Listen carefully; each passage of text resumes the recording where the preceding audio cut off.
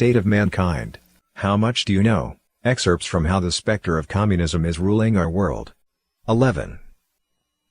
In order to topple traditional human society, the devil has driven mass immigration, social movements, and societal upheaval on a massive scale. This astounding process has been underway for at least several centuries.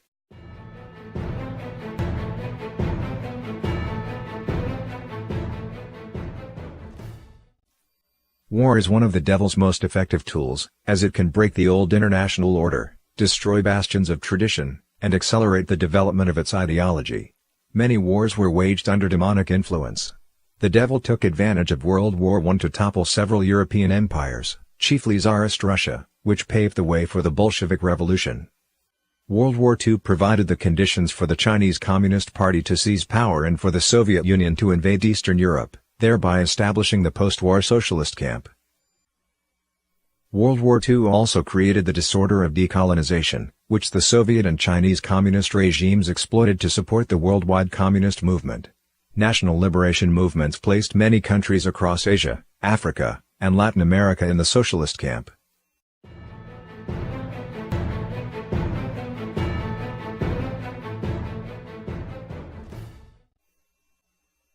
Seizing political power is the quickest way for the devil to destroy human beings and is thus its first choice wherever possible. Summarizing the lessons learned from the Paris Commune, Karl Marx wrote that the working class must overthrow the original government apparatus and replace it with its own state. Power is always the core issue of Marxist political theory. The instigation of revolution can be divided into the following steps. 1. Foment hatred and discord among the people. 2. Deceive the public with lies and establish a revolutionary united front. 3. Defeat the forces of resistance one at a time. 4. Use violence to create an atmosphere of terror and chaos. 5. Launch a coup to seize power. 6. Suppress the reactionaries. 7.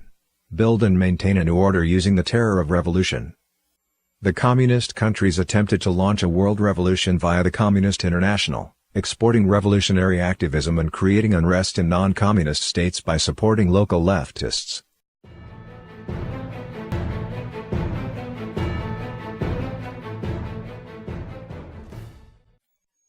Economic crises can be created and utilized as means of encouraging revolution or casting socialist movements as saviors.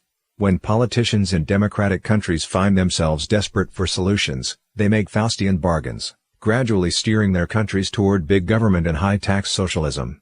As Saul Alinsky wrote in Rules for Radicals, the real action is in the enemy's reaction. The Great Depression of the 1930s was the key juncture at which Europe and the United States embarked on the path to big government and widespread interventionism. The financial crisis of 2008 continued tipping the scales in favor of expanding leftist policies.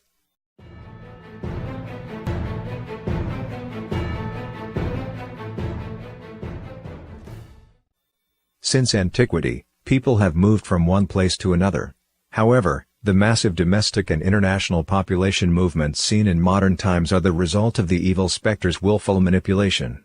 Mass immigration dissolves national identity, borders, sovereignty, cultural traditions, and social cohesion.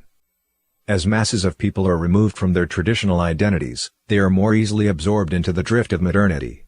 It is difficult for immigrants living in an unfamiliar environment to secure their livelihood, let alone participate deeply in their host country's political process or cultural traditions.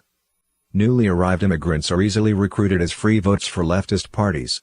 Meanwhile, immigration creates ripe conditions for stirring up racial or religious animosities.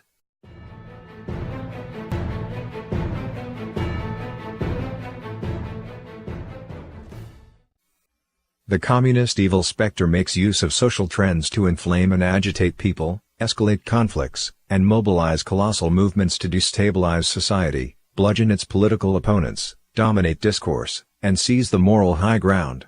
Examples of this include the anti-war movement, environmentalism, and other movements in Western society.